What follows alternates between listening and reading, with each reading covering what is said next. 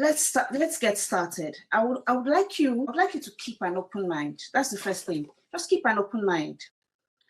Keep an open mind about what we're going to talk about, because you're going to hear some things today that you may not have heard of before, or you might not have thought of before. But just, be open to get new ideas, because there's a saying that says, sometimes you don't know what you don't know. So there might be some things that you would hear today that would apply to you specifically. So just be open. And then if you hear anything that, kind of sticks in your mind, just jot it down. Yeah. So most of us, when we start as a hobby, and then after some time, you just say, okay, maybe I can make this into a business, So, but then you've now got to a point, where you find out that the work that you're doing is not reaping the benefits that you want, because you find yourself feeling like you're undervalued, feeling like you're unappreciated, and being overworked as well, because you most of the time you find that you're not charging enough. You know that you should raise your prices, but you think, oh, maybe the market will not support it, or people can't afford it, or you're just not comfortable with even talking about money. And you're in the right place if that is what is your problem. So instead of finding yourself broke most of the time, I want to share some strategies with you that you can start using right away to implement to actually raise your prices, like immediately. Like I said in the other email, there's many things that you can do to grow your businesses. You can get better at marketing. You can get better at time management and, productivity, make more in less time and that kind of thing. Raising your prices is the one thing that you can do that you can get results today. Raising your prices is the one thing that you can get results immediately. But it's scary. I get it. It is a scary thing to ask for money. It's a scary thing to put yourself out there in that way. It's a scary thing to even just claim your place. But I'm hoping that this training, I will show you some specific ways that you can do that, some specific mindsets that you need to start thinking about. And hopefully at the end of this, you will feel confident, confident enough to stand in your authority and to actually demand the prices that you deserve, and get those prices, get the people to pay those prices. So let me get to my slides. I have two bunches of slides. So the thing I just want to say is that I have two bunches of slides. What I was saying is, one is the bunch of slides that talks about the problem, and the other one is a bunch of slides that talks about the solution. But we'll start with the problems. The thing is, it's not your fault. So don't think that maybe you're doing something wrong, or there's something wrong with you. It's just the nature of how most of us get into this business. We're actually already inside it before we actually, what's the word? You're already in there and you're kind of making it up as you go along. So you've come this far, and you will actually still go far. You can actually still get a lot. You can actually still grow the business that you love, or grow a business that you love, that is profitable to you, that can give you the significance that you want, that can help you make the financial contribution that you want to do for your family, that can help you actually make a difference in your life and in the lives of people around you. But the things I want to talk about are generally the things that trip us up as women, and because of the nature of what we do, and because we are also creative people, and creative people are actually we're kind of like our worst critics, So what I would like you to think about is, first of all, think, what if, what would happen if you could actually make the money that you would like to make? What would this make possible for you? What will you do for your family? So just think about it for a while. What bills would you be able to pay? Where would you be able to go? What things could you give to people? What could you give? What could you do? What difference can you make in other people's lives if you had a business that was profitable and that was actually still bringing you joy? You know, so that is what I would like you to start thinking about, because at the end of the day, anything that you do, you have to have a strong motivation, something that's actually pushing you in the back, or something that is kind of like from your heart. I'll tell you a story. The other day, my son, my older son is 14. He's, I'll say, slightly autistic. He's autistic, so he takes things very literally. We were sitting down just on this table, and he heard on TV, you know, somebody said he was in it to win it.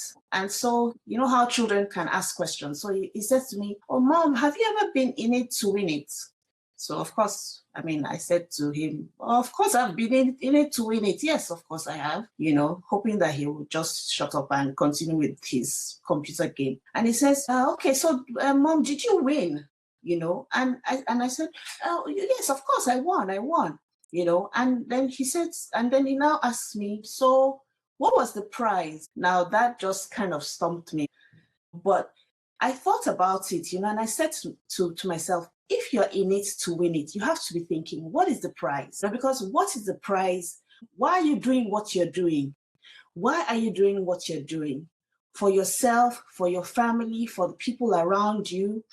What difference do you want to make? Even it might just be that you just want to make a name for yourself. You might just want to be significant. You want to be somebody. You know, you might want to actually be able to make money.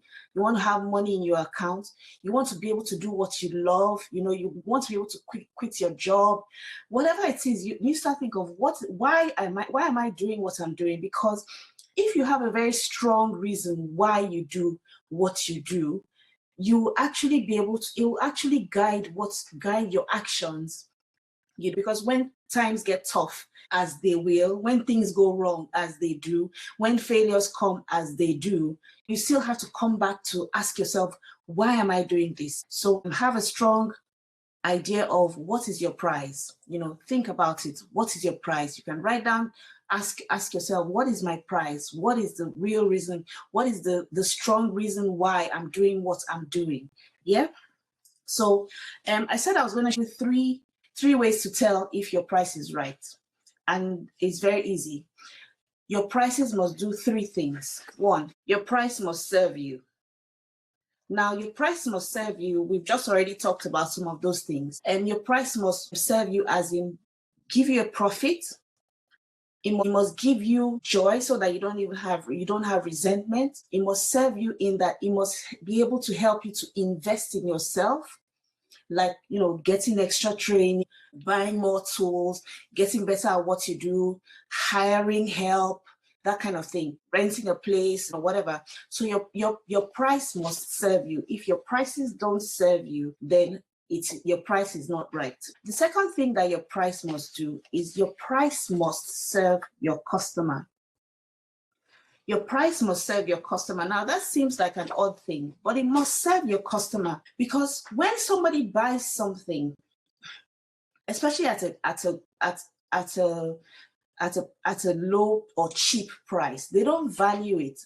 But then if they buy something and the thing that they buy is valuable in their eyes, you've served your customer. Obviously, your prices would also serve your customer in that when you're able to charge higher prices, you're able to give a better quality of work, and the quality of your work would obviously give a better customer experience. So your price must serve your customer. You must give your customer also an opportunity to invest in themselves and in their family. You know, your price must also, the third thing to tell if your price is right is that your price must serve the industry. Now, I talked about this in an email I sent not long ago. If you are charging cheap prices and you're trying to undercut, or you're trying to charge the same as Tesco or Walmart or whatever, you are not serving the industry, because the industry is people who work with their hands. And if you have those cheap prices, what you're doing is that you're actually destroying the ecosystem, so that people generally, you know, kind of undervalue everybody in that world.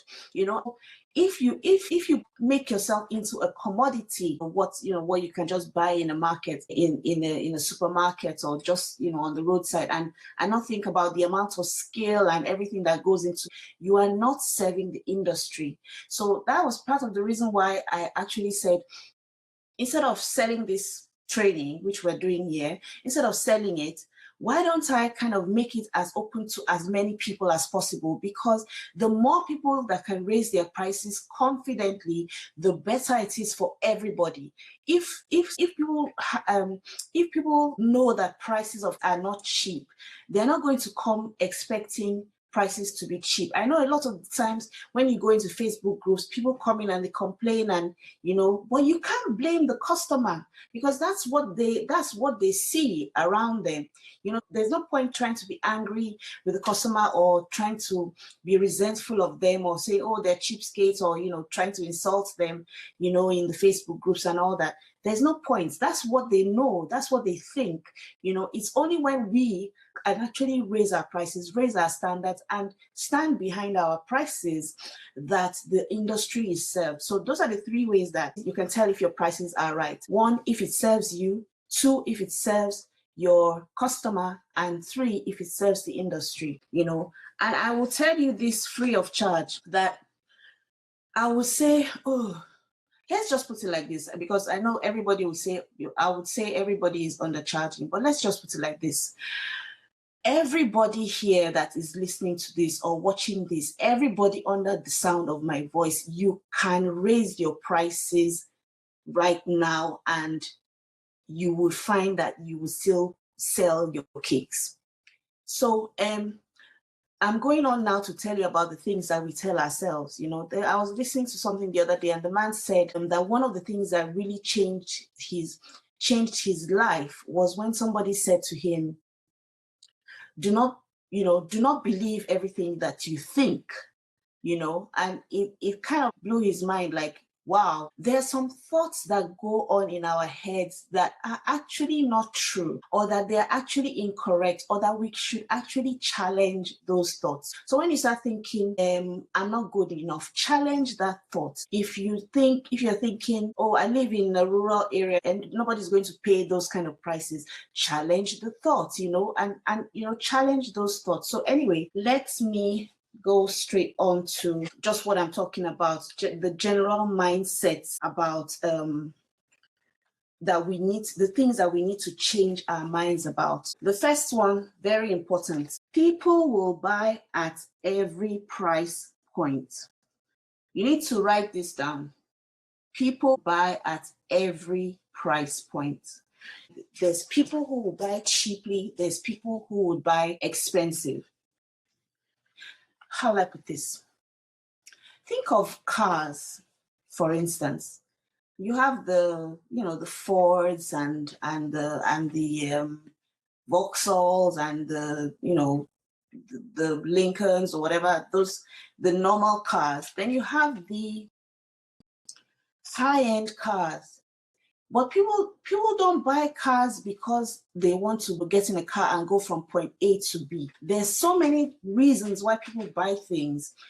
People would buy at any price point. For instance, I might not buy a pair of shoes, because that's me. I might not buy a pair of shoes for £100 or whatever, but I would pay for a business training that's £1,000.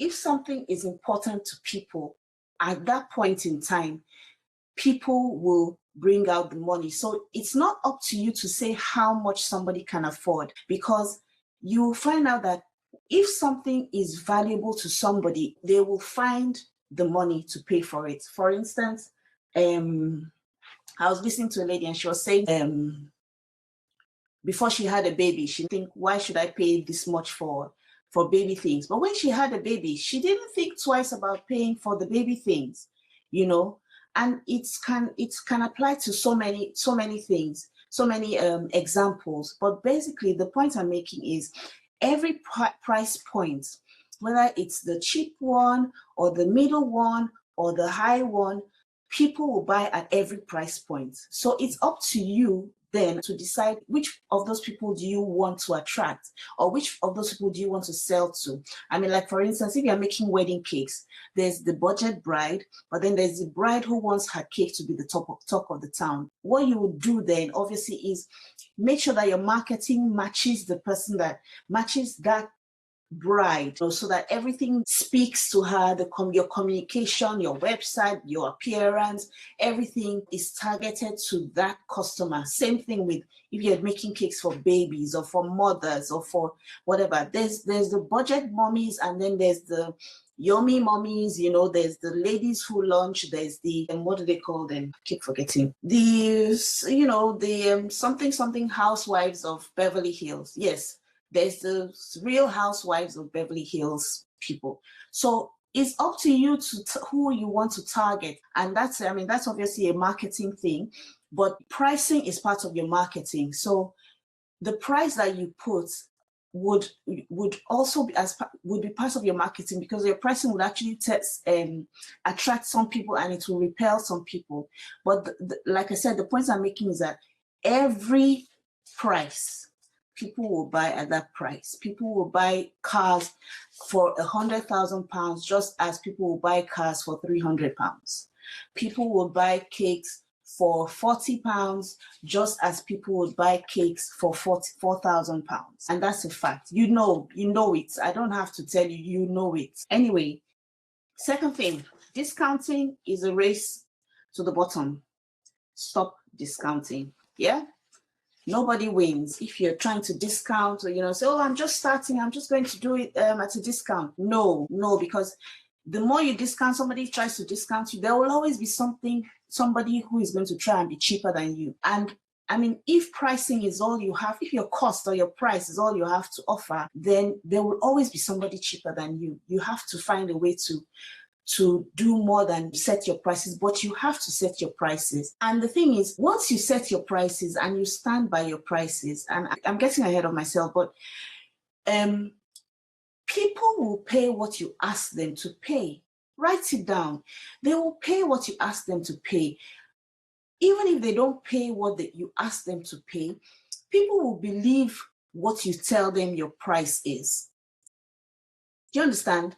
If you say this cake is £100, they are going to believe you. If you stand by it, if you stand by that price, they will believe, and I will show you how to do that, because you must raise your prices and stand by your prices. Third thing, when people pay, they pay attention. When people pay, they pay attention. It's just a fact of life. It's human nature. I mean, when I was doing a lot of my trainings and everything, there was a course that I had been watching that I wanted to take on blogging for a long time. It was like coming soon. So I kept going back to check the page. So you can imagine how anxious I was to do that course. But I'll tell you something. There was a scholarship that was offered to that course, and I won that scholarship. I applied and they offered me the scholarship.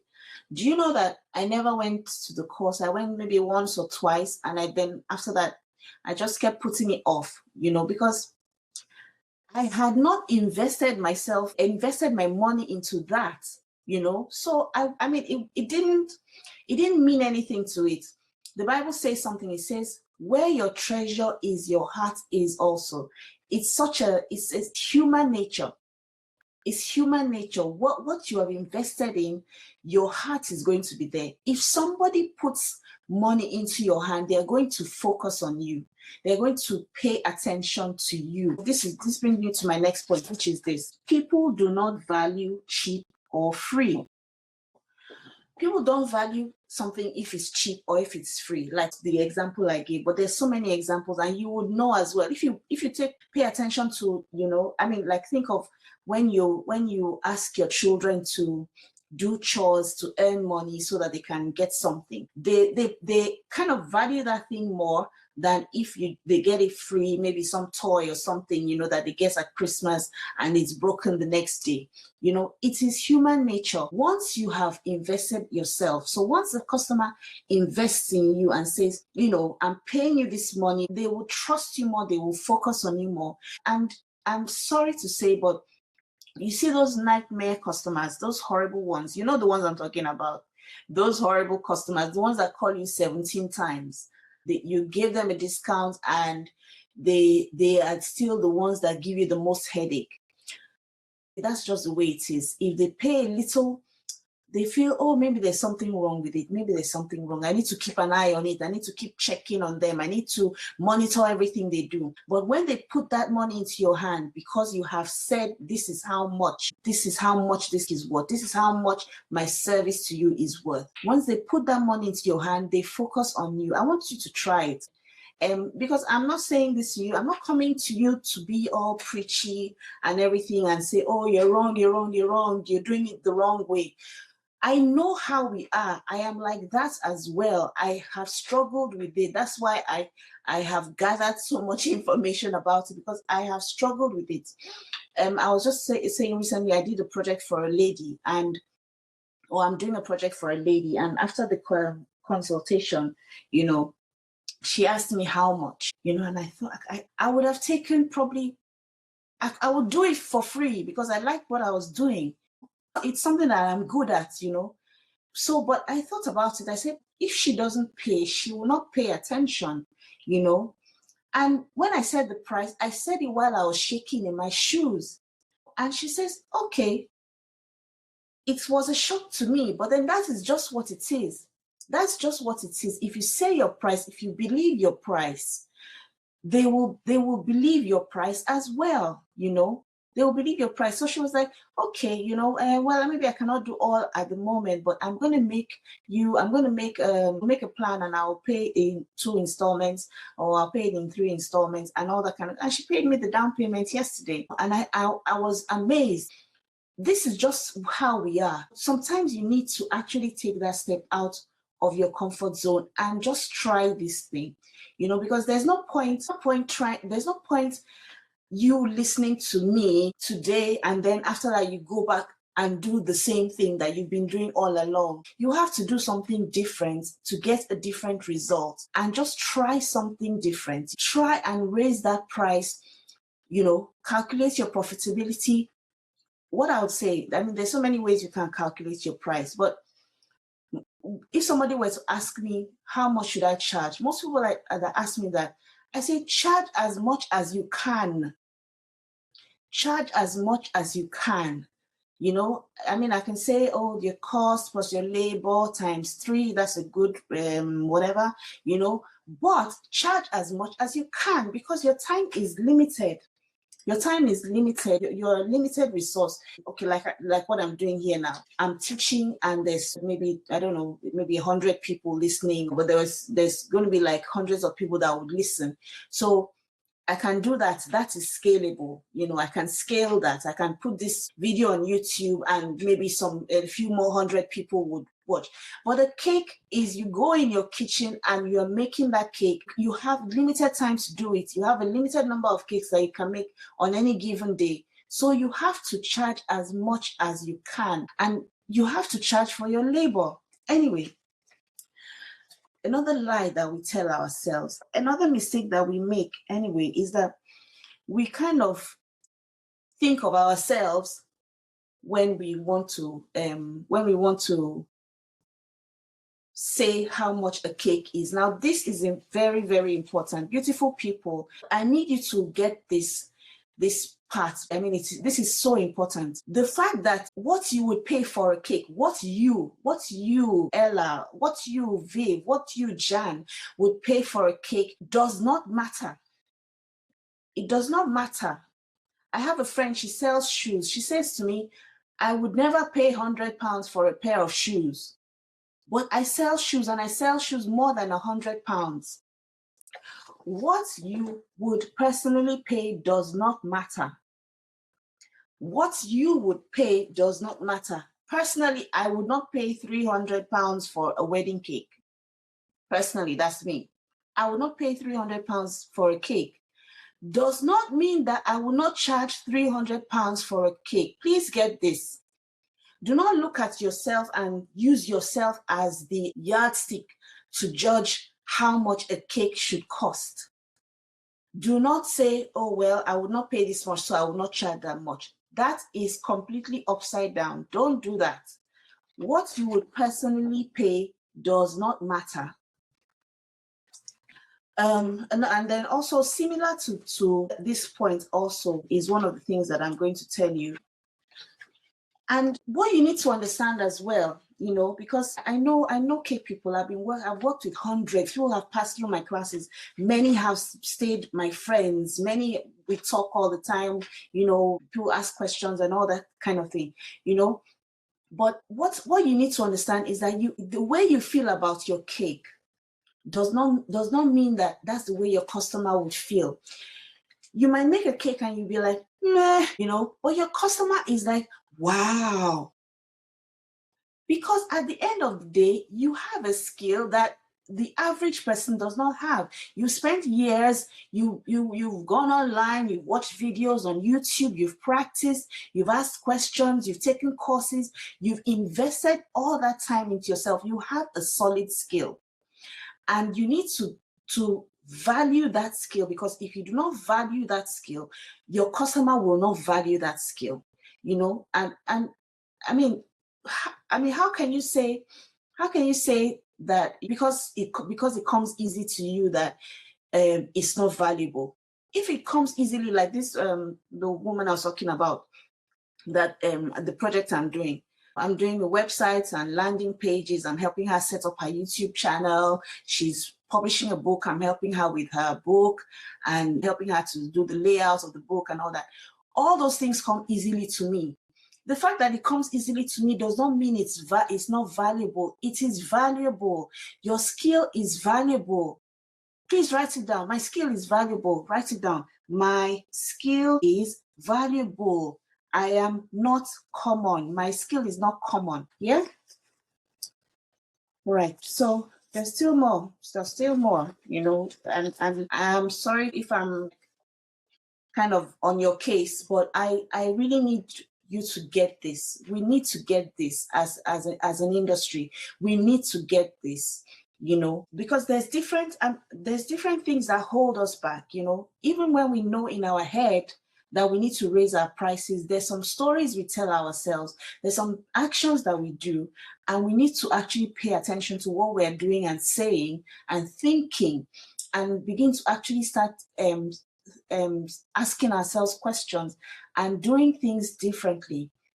So one of the most important things I learned, well, maybe more than one, but one of the most important things I learned when I went back to learn about business was that I needed to stop being emotional about businesses. Now, this is a thing that happens to women, and I keep saying women, you know, because I mean, that's just the way we are. We're emotional. We're wonderful, emotional people. We thrive on relationships and all that kind of thing, you know. But when it comes to your business, you need to create some emotional distance between yourself and your business so that you can treat it as a business. Because once you get your emotions involved in a wrong way, you know, like what I was telling you about in the beginning.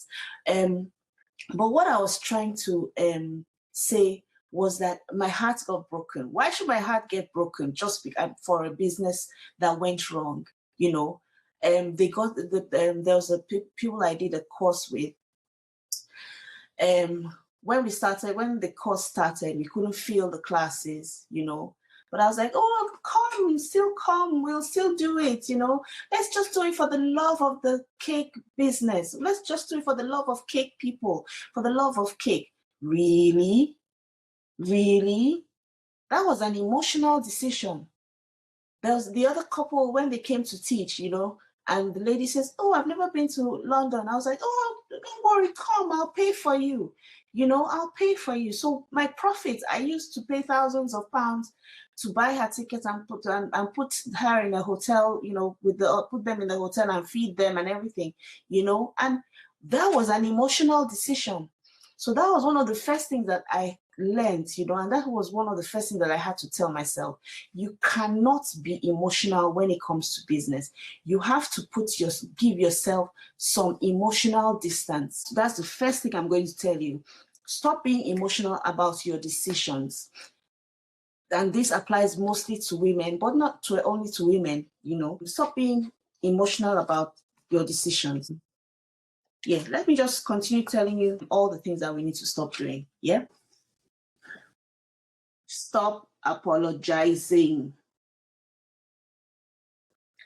Stop apologizing for your prices. If you say what your price is and they say, I can't afford it, don't apologize. Don't apologize because you have something of value to offer and you know how much work, sweat, preparation, skill, dedication, love that you've put into it. What you have to offer is valuable. Stop apologizing if somebody says, oh, I can't afford it. Oh, can't you do it for me for free? Oh, do it for me and I'll tell all my friends about you. No, stop apologizing for anything. Just stop apologizing. Don't be apologetic.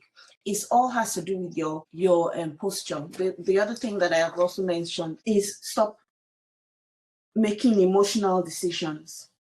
Stop making emotional decisions. Please write it down if you have your pen. If you believe your price, your customer will. I don't know whether I've mentioned this to you, but I have a degree in psychology. I'm saying this so that you know that this is my what's that word? My wheelhouse. This is my wheelhouse. This is my world. This is the way that I look at things. Study human behavior and why we do what we do and all that kind of thing. And this is one of those things. If you believe your price, your customer will believe your price. Oh, one more thing. Stop crowdsourcing your prices. So if you are in any of those Facebook groups where they say, come in here and show us the cake and ask us how much you should charge for it. No. In fact, you need to remove yourself from some of those groups because you're just going to be getting conflicting information that doesn't take into account the town you live in, the person that has asked for the cake, your costs, your labor, everything, your level of skill and how much you should be charging. So stop crowdsourcing your prices. Stop asking people, how much do you think I should charge for that? This is very important because those people are not your customers. They're not your customers. So they don't have, it's like I was talking about what I was saying about how I would pay £500 for a training, but I would not pay £50 for a pair of shoes. And that's actually true. I wouldn't pay £50 for a pair of shoes. I usually wear one pair of shoes until it's worn out, then I get another pair. That's me. My husband is different. He has more shoes than I do. He buys shoes every week. Anyway, that's by the way. The people are not your customers. So asking somebody else, how much should I charge, is not is irrelevant. Don't do it. And then also what somebody else thinks they can afford has no relevance to how much you should charge. You want to charge for your cake that is profitable, that serves you, serves your customer, and serves the community. So stop asking people, what should I charge? What should I charge? Stop it. Right. So we're still going through the whole list of the problems that we have. Anyway, let's go back because we still have a lot to talk about. Right. So let's talk about money, because money is one of those things that kind of makes most people uncomfortable. Most people have some kind of money story, that we have things in our backgrounds, this is just, life. We have things in our backgrounds, each person that has made us kind of create our own money stories, in our heads, things that we watch on TV, things that we hear maybe in church or in the mosque or the synagogue, things that we read in books, the way that we were brought up, maybe if we're in a poor home or a rich home or middle, or, you know, the things that you heard as you were growing up, they kind of form stories and patterns in our heads of how we look at money, you know, and a lot of those patterns are faulty. We hear this money story. I'm going to show you.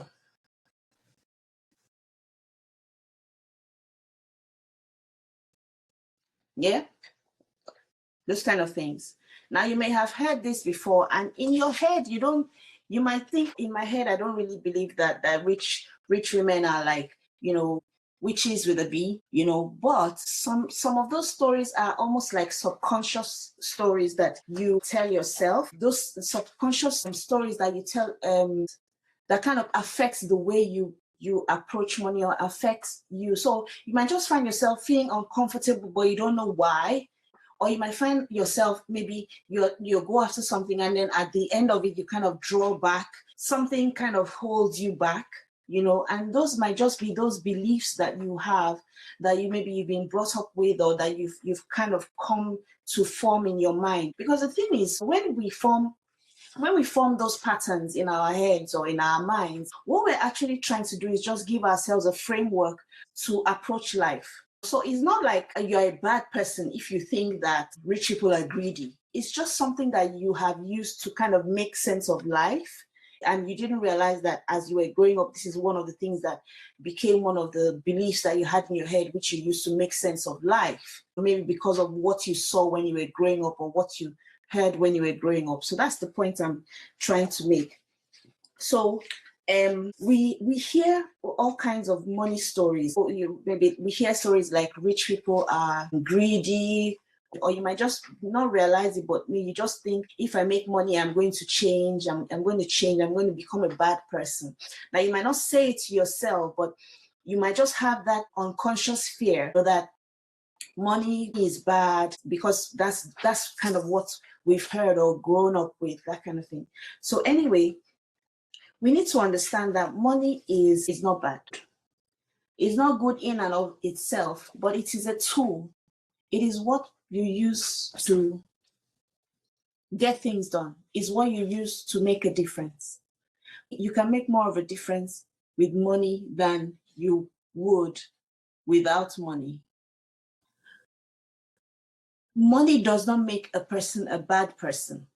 If a person was bad, maybe the money might make them badder. If your person is good, the money they might be able to manifest that goodness even better when they have money. So money really is a tool. Money is a tool, and you can use it obviously in bad ways and obviously in good ways. So it doesn't have any character or life of its own. It kind of takes on the character or life you can do of the person that has it. So money is not going to do anything to you. It's what you do with money. And obviously, I expect that people I'm talking to, that you know that if you have more money, it will just you'll be able to make your family's life more comfortable. You will be able to take some of the stress and worry of debt and financial hardship from your family, you know, and make a difference to people around you, or even around in the world. One thing very important is money likes clarity. And we will talk about this in a minute when we start talking about how to actually get over the actual strategies of raising our prices. The kind of questions that we ask ourselves anyway, when we have those money stories, we think, am I worth it? That's a money story. You might be telling yourself, am I worth it? You know, another money story that you might be telling yourself is, do I deserve it?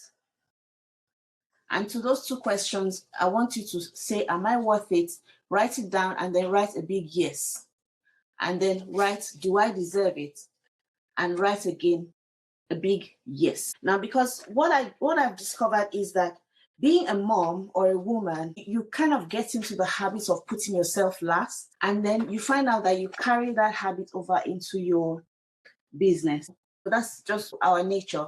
So you need to, and I think the most important thing you need to do is just pay attention to what's going on in your head. Pay attention to how you're looking at things. Like I said at the beginning, you cannot believe everything that you think, you know. Some of the thoughts that come to your mind or the thoughts that are driving your actions, if you find that they are not serving you or they're causing you to make bad decisions, you need to just pay attention to them.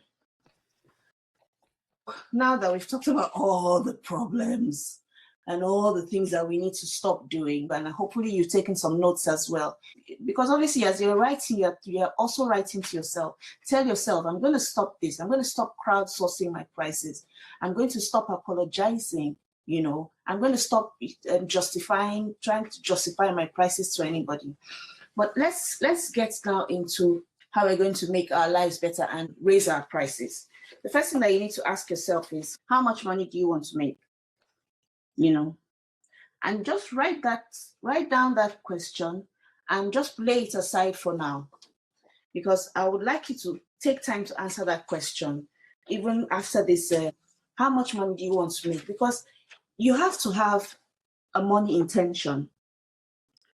You have to have a figure to say, this is how much I would like to make every month. And what is your intention with the money? Are you making the money because you're thinking of your future? So you're thinking of maybe your legacy, your retirement? Are you making the money just to have, do you want to make money just to have extra, you know, just pocket money, you know, latte money, you know, just money to buy things here and there? Do you want to actually contribute to your family? Do you want to pay your rent? You know, have an intention. Let your money have that clarity, that intention. How much money do you want to make? And what is the intention of that money? Why do you want to make that money? You know, so going to the practical side now, why do you need money? Do you need to pay bills? Do you need to pay your rent? Do you just want to have a little extra here and there? Do you want to have money enough so that you can retire in a couple of years or in 10 years or whatever? Let that money, have an intention towards your money. So let's now go into our solution pile. The first thing that you want to do, we've talked a lot about this. What we do, or what I suggest, and I don't know whether I've mentioned this, but I'll say it now. I am a best-selling author of a book. It's called The Pursuit, and in that book there's a chapter on creativity. And the case I make for creativity is that it is where the head and the hands and the heart come together. So when your head comes together with your hands and your heart, you know, your head with your plans and your desires or your goals, and then your hands with your work, and then your heart with your determination and everything, when it comes together, that's where you are creative. So head first. What we've been doing, or what we've been talking about, is the head first. You know, what you need to do first of all, obviously, is be, like I said, less emotional. Now come out, be objective, plan yourself. This is how much I want to make from my business. These are how many cakes I can make each week. This is how much I would like to make for each month for my business. So therefore, this is how much my average should cost. So that's your head. Yeah.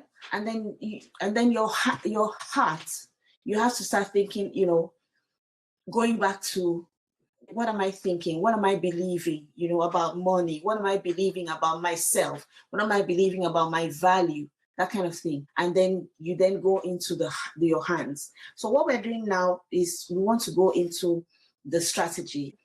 But I want to go straight into the strategy. And then after that, we'll talk about confidence as well. One very great strategy that we can use. I have 4 strategies that you can use when you're pricing your cakes. One great strategy is called anchoring.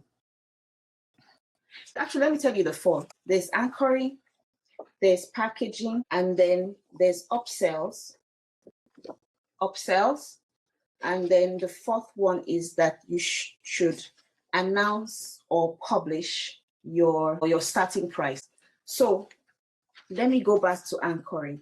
Is Apple, with the computers and everything, if you notice some of the keynote addresses, you will notice that when they wanted to reveal the first, if I remember correctly, when they wanted to reveal the first iPad or something, or iPod, they first said the usual price for this, or a computer of this with these same specs would usually cost $2,000, for example, So what he's done by putting that $2,000 out there is that he has created an anchor in people's minds, so that by the time he now says, but you are getting it at the bargain price of $499, you suddenly say to yourself, $499, not bad, because of the anchor. Yeah, so what you want to do is you want to create 3 packages for your pricing. And what you want to do is you want to also announce your price. Your pricing strategy is 1, you want to create an anchor in people's minds, and then you want to announce your price. I mentioned upsells. Now, an upsell, any kind of selling or any business, is basically like an extra. So like if you go to McDonald's, you've probably heard this example before, but if you go to McDonald's and you order a meal, they say, do you want to supersize it, or do you want the large version of the meal for this little bit extra?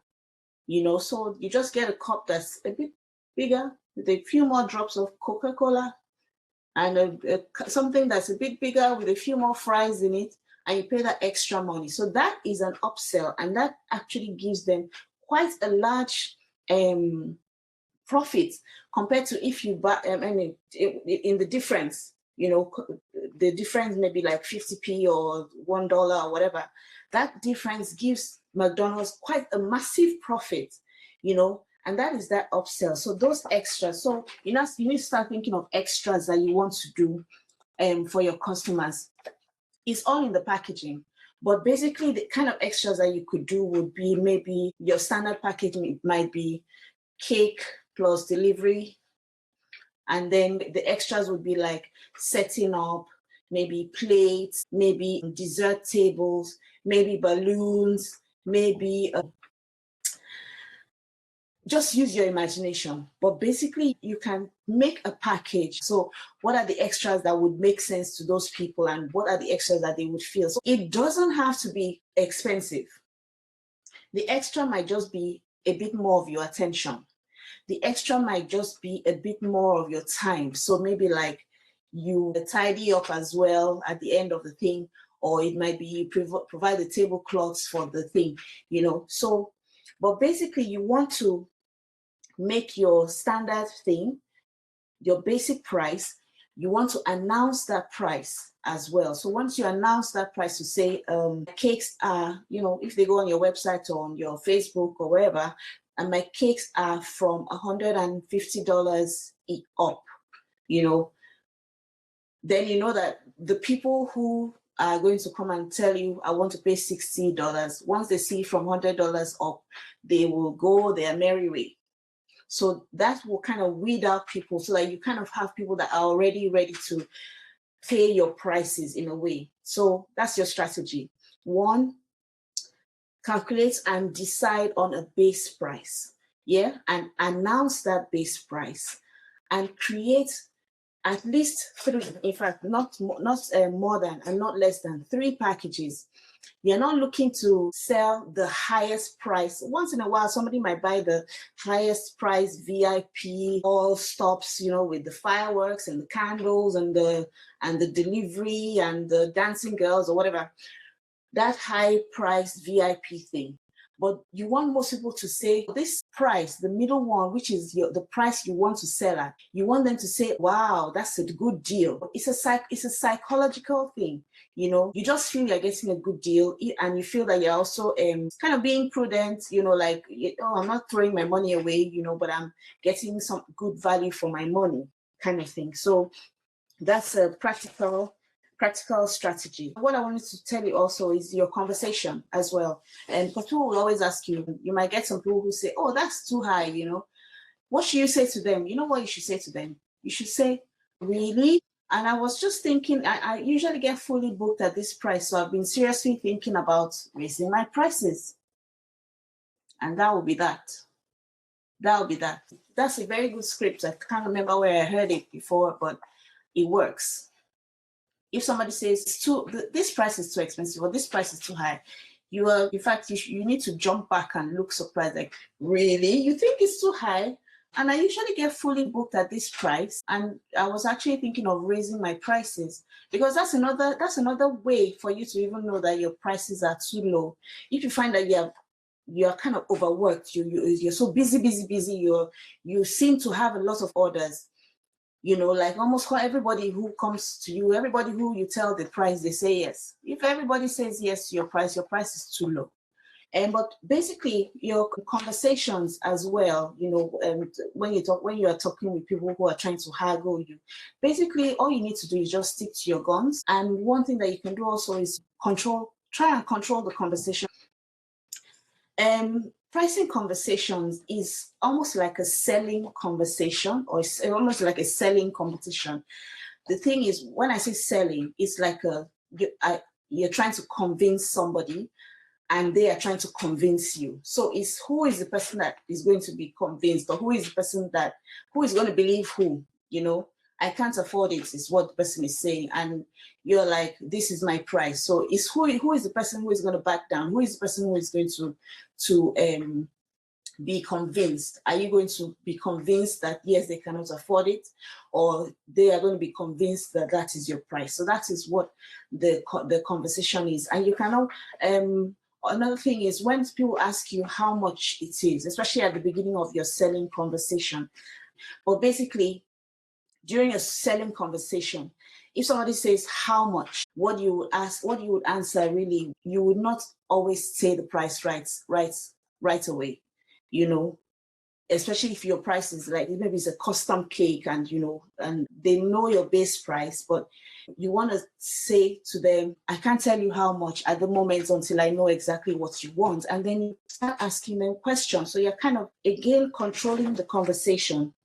So you control the conversation by the questions that you ask, yeah? Or by asking questions, by putting the thing back to them, by focusing on the customer and asking them questions and getting more information from them. So don't be so quick to jump in to say, this is how much it is, Focus on the customer and say, what do you need? Tell me what you need. Tell me what you need. Tell me a bit more about your events. Tell me a bit more about what you expect from the day and that kind of thing. And I will come up with a price and a package that will be just right for you. And then after that, you can go into the pricing. But don't jump straight into the how much it is, Right. So I've mentioned this: announce your starting price, publish it if possible on your website. Let me just quickly go over this. You can write this down. Just stand by your prices in a confident way. I've mentioned this already. Just stand by your prices. It's as simple as that.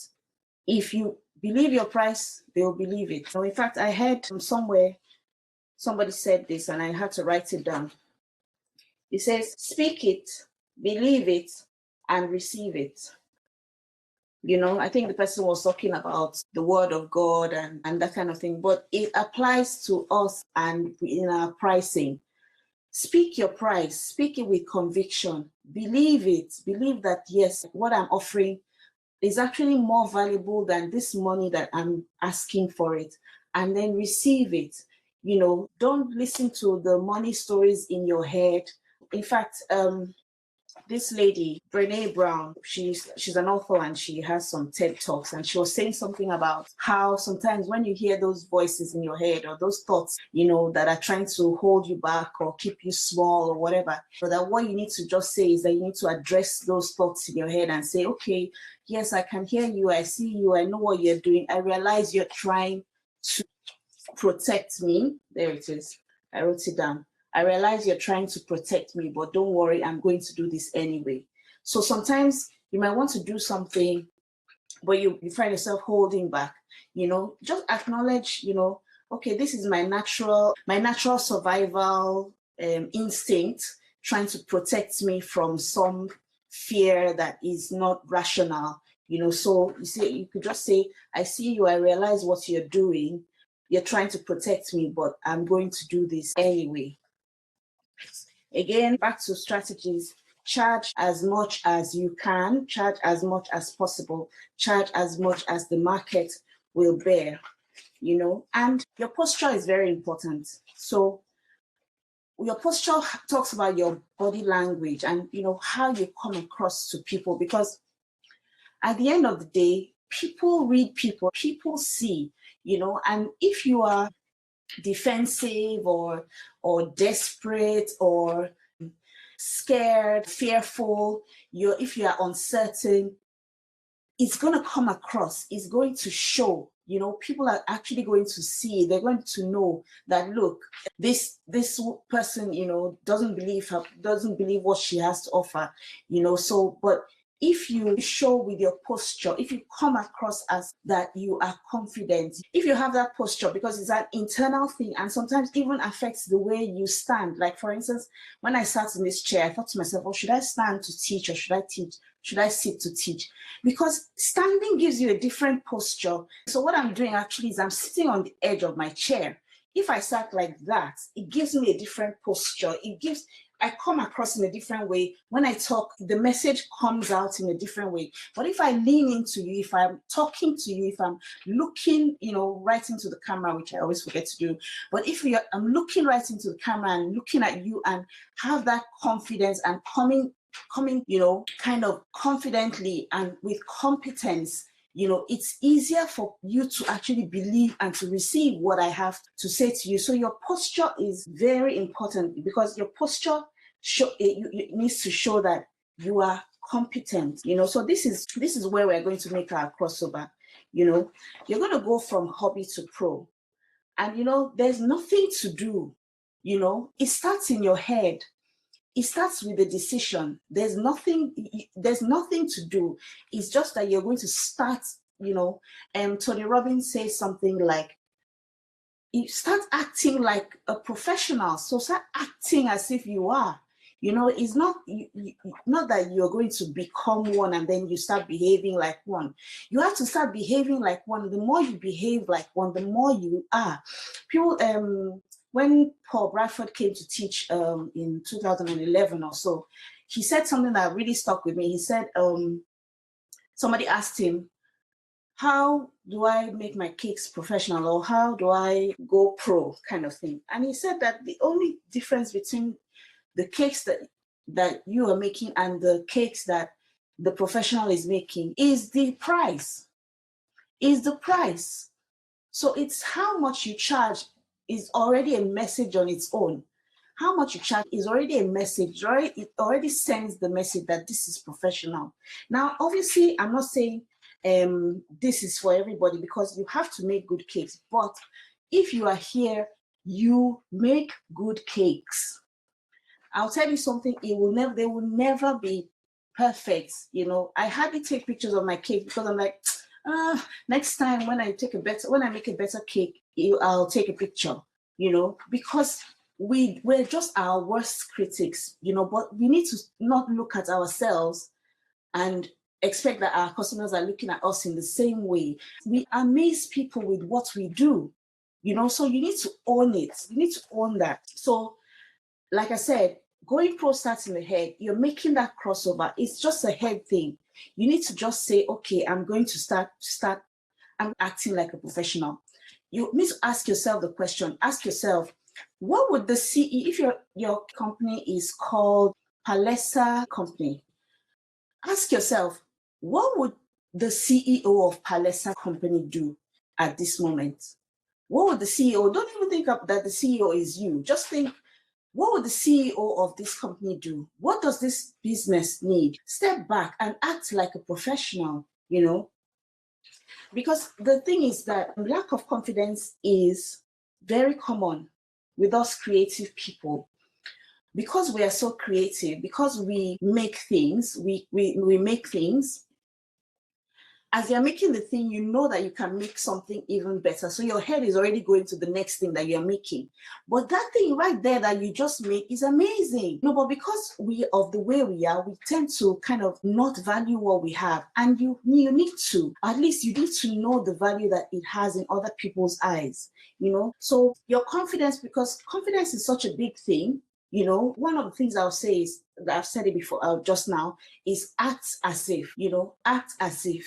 You know, I was telling my husband the other day, I said, I remember when we were small and they would, when they're trying to get us to have an afternoon nap, they tried to just get us to lie down and sleep, but we wouldn't do that. We wanted to play. What they would do is they'll say, okay, let's play a game. Just lie down, close your eyes and pretend to be sleeping. Let's play a game. You just lie down, pretend to be sleeping. And of course, we silly little children, we would lie down, we pretend to be sleeping. And within a few minutes, everybody is asleep, you know. So act as if, the more you act as if, the more your confidence will grow. Because once you have that confidence, what you're doing is you're sending a signal. You're sending a signal, you know, and it's kind of almost like a chicken and egg thing, you know. The more confidence you have, the more competent you look. The more competent you are, the more confident you are, you know. So you can actually get yourself into that cycle, you know. Obviously, try to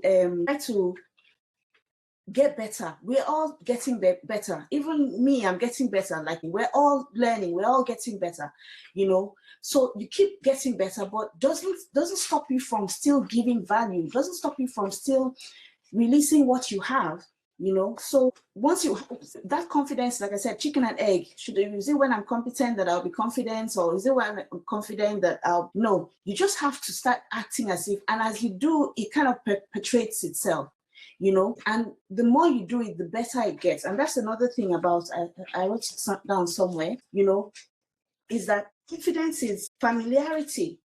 If you're familiar with something, it's like driving to somewhere that you've never been before.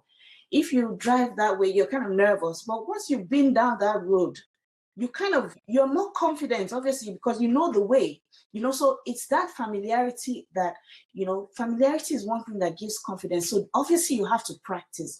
Once you practice it and you get better, once you practice that thing, you know, like people say this thing, and it's almost like a cliche now, step out of your comfort zone, step out of your comfort zone. Sometimes you need to do that. And you don't need to like jump all the way out of your comfort zone.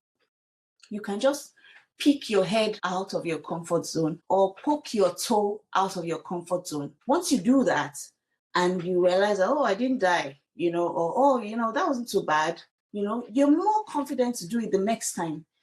You're kind of like stretching yourself a little bit, but you have to stretch yourself. Because I'll tell you something, and I'll tell you that free of charge. Even before I started this hangout, I was so nervous, you know, heart beating, feeling almost feverish, sick, you know, that kind of thing. It's natural. Being scared will never go away. It won't go away. It will always be there. It's always scary. Just think of anybody that you think is up there. They're scared as well. I remember I heard somewhere that is it Laurence Olivier or one of these something Fonda, Henry Fonda or somebody, one of those actors, till he died, correct me if I'm wrong, every single time he went on stage, he threw up. He was nervous. He had stage fright, you know, till even though he had decades of acting experience, you know, sometimes the scary feelings will always be there. It's kind of there's a guy that I follow, his name is Michael Hyatt, and he says what he tells himself is that this is the way that my body prepares itself for performance, something like that. I mean, if an athlete's going there, obviously they are scared. It's part of it. It's something that you should just become comfortable with. It's all part of the process. You know, you kind of get the thing that, okay, yes, I'm about to do something awesome. Yeah, I'm about to do something awesome. That's why I'm feeling these butterflies. I'm about to do something awesome. I'm about to make something awesome happen. That's why I'm feeling these butterflies. So become comfortable with those feelings, you know, because feelings are just feelings, you know. So again, on your posture, your posture towards when you're on your prices is you need to have that take it or leave it posture. Because I'll tell you something, if you have that take it or leave it and you do this, which is you detach yourself from the outcome, kind of you show that you're not desperate, you don't care, you're not that you don't care about the person, but you're not like, I mean, it's not going to affect you either way. If they say yes, that's fine. If they say no, that's fine, that kind of thing. If you have that in your mind, if you don't come with that desperation, that anxiety, whatever.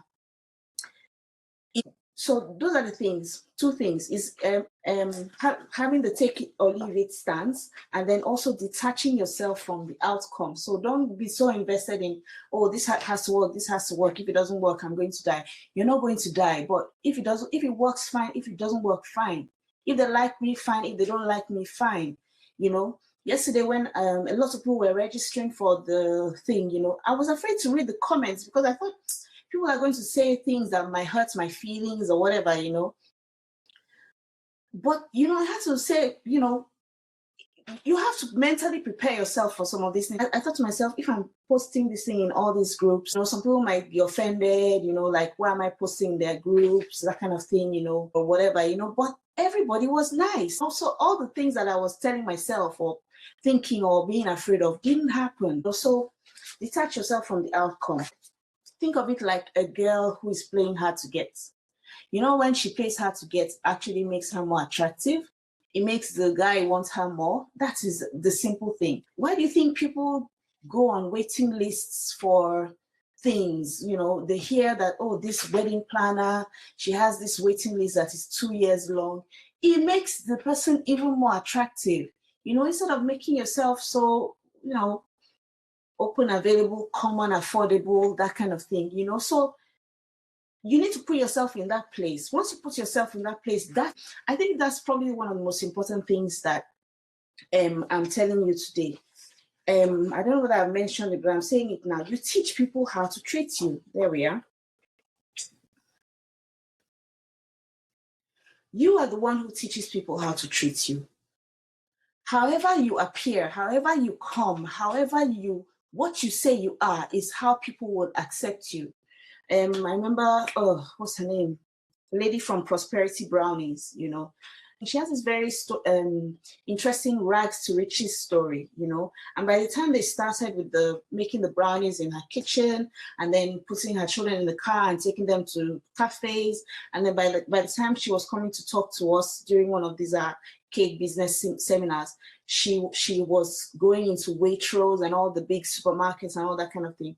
But she still had that thing in her head, that I'm still that small person that was on welfare and, struggling to make ends meet and struggling to put food on the table, But then she said, what she was trying to tell us was that even though in her head that was who she was, who she presented to the people when she went to Waitrose to negotiate, when she went to wherever to negotiate, who she presented to them is who they accepted her as. It has nothing to do with what you think or your history or where you're coming from or the things that have happened to you. It's who you say you are that it will be what people accept you as. The price that you say is your price is what people would accept. I used to look at some of the cakes and I'm like, why are they charging so much? I can make this cake. They charge so much because that's what they say their price is. So there's no point in you trying to be, kind of resentful of somebody else who is charging a higher price. They have staked their claim to that. And they said, look, this is my price. This is my space. This is the space that I am taking. So always believe in the value of what you have to offer. And believe in your products and in the value that you bring. There's so much more that I have to say, but I'll just quickly round up anyway. I just have a few more points. Do not wait for permission. Don't wait for permission. Nobody is going to come and anoint you and say, now you are the high-end cake decorator of your town. You can give yourself the permission, choose yourself, be the one to say, okay, this is who I want to be and this is how I'm going to present myself. And then you take steps to To do that, things that you can do to improve your perceived value, things like your photography and some tips that you can do to actually make people see, make what your prices look match with what people see you as. But basically, what you need to do is you need to own it. You need to own it. You need to own it. I hope you understand what that term or what that slang is. You need to own it. You need to, like when you watch X Factor and they say you were on the stage and you sang that song and you owned it. You need to own it. You need to own your authority. You need to own your expertise. 99% of people that you are going to be doing work for, they cannot do what you can do. They cannot bring what you can bring. Even in your uniqueness, they cannot bring what you can bring. You need to own that authority. You need to own that expertise. And that was one of the reasons why I thought to myself, I'm not going to hide behind a slide. I need to show up, because there's so many things, oh, my hair doesn't look right, my house doesn't look right, my accent, the color of my skin or whatever, you start telling yourself stories. But look, I'm good at what I do. I know this thing. I own it. I'm good at what I do. I know this thing. I have something of value to offer to people. So I need to actually own it. And I'm asking you to do the same as well. Just own your gifts, your talent. What comes naturally and easily to you doesn't come naturally and easily to many people. You just don't realize it. Yeah? So you need to stand in your authority. Now, back to your posture as well. I mentioned earlier, I heard this not long ago. You need to lean in. I can't remember her name, so I'm not going to butcher the name. One of the CEOs or COOs of Facebook, the lady, Cheryl something, I think, has a book called Lean In. But basically, you need to lean in, just the way I said when I was sitting on the chair, that my posture was that I was leaning forward to talk. It gives a different feel than if I was to just relax or be slouching or whatever. So you need to lean in. What I mean by that is when you are saying your prices, or what you need to kind of like come from a place of confidence, a place of power, a place of competence, a place of, instead of, kind of leaning back in that place of hesitance and, your defensive kind of thing, leaning back. You need to lean in into your prices. You need to lean in mentally as well as even physically in your posture as well. Obviously, the more you master your craft, the more your confidence will grow. And the craft is not just the cakes that you do, but your craft of also how building relationships, learning how to do your marketing, learning, everything that it takes to grow a business. The more you learn, the more confident you will get. So training builds confidence. If you had known me a few months ago or whatever, I wouldn't talk with this much authority, for want of a better word, with this much confidence or this much competence kind of thing. But it's through training, through learning, through practicing, through testing. The more you do something, the more familiar you are with it, the more it becomes part of you. You don't have to think, you don't have to go and swat up or study or something. It comes naturally to you because it becomes part of you as well. So the more you do it, the more confidence and confidence you'll have, and the more competence you will be or you will appear. Yeah? A structure and a strategy. So I've given you a specific structure and a strategy. This will give you also confidence, and like I said before, just always keep getting better rather at your crafts, and especially at your marketing. So I think I am done here. I just want to ask you a question. Very important question I want to ask you. Do you really want this? I mean, like, seriously, do you want this? Because sometimes we might be, I'm talking to myself as well. Sometimes you find yourself in a position that even if you are complaining, you you don't want it badly enough to do something about it. So you might be complaining about it every day. Like I've heard this story. This is so funny. I heard this story. They said there was this dog, and the dog was just moaning. And there was this man that always used to walk past the house with the dog on the front porch, and the dog was always, moaning. And one day he asked the people, like, why is this dog always moaning? And they say, oh, he's lying on a nail. And they're like, so why doesn't he get up? So, well, he's moaning, but it's not painful enough for him to want to get up. I'm not sure whether that story makes sense to you, but basically the question I'm asking you is, do you really want this? If you really want this, you will be willing to do what it takes. That's just the long and short of it. Roger Bannister, when he ran a 4-minute mile, people said it couldn't be done. People said it couldn't be done. People said, oh, nobody can ever run a 4-minute mile.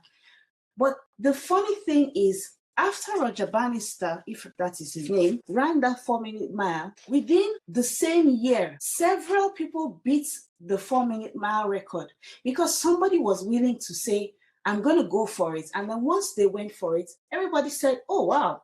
So it's actually possible. So this is our Roger Bannister moment.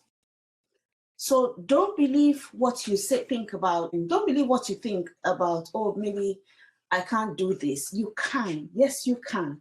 Yes, you can. And I mean, this is the point where I would say, it's time to draw a line in the sand. Because you need to understand that it never stops being scary. It will always be scary. But you can draw a line in the sand and say, okay, from now on, from today, from now on, draw that line in the sand. I've heard a very interesting saying about somebody saying, he said, how do you get someone to jump over a fence? Or how do you get yourself to jump over a fence? And the answer to that is that you should throw your hat over the fence. Because once you throw your hat over the fence, you've committed yourself. Even if you say, oh, I'm going to jump over this fence, I'm going to jump over this fence. But then if you don't throw your hat over the fence, you've not actually done that first thing, that first step to say, this is what I want to do. I'm really going to do this. I'm really going to do this. So it might be, for some of you, I came for a class and it was some great information. I've heard some great stuff. But then for some of you, you might say, oh, look, this is where I'm drawing my line in the sand. This is where I'm throwing my hat over the fence. This is where I'm actually going to make a difference in my business. I'm going to raise my prices. I'm going to go back to the drawing boards. I'm going to go back, listen to this training. I'm going to look at this I can do and see what I can do about raising my profile, and I'm going to show up in a more confident way. So it's up to you. I mean, I was telling my sister-in-law the other day, one of my closest friends, and I was telling her, I said, that there's some things that nobody can do for you. I can't outsource exercise, for one thing. You have to exercise yourself. There's other things that you can get people to do for you, but there's some things that you just have to be the one to do it. So I can do what I can for you, and by talking to you and helping you and giving you the pep talk and giving you the ideas and giving you solid strategies and giving you facts and busting the myths and everything, but at the end of the day, you are the one who has to make the decision. You are the one who has to throw your hat over the fence. You are the one who has to take that first step, because the first step might be the scariest step, but trust me, out of your comfort zone is where the good stuff always happens. Always, always, always, always, always, always.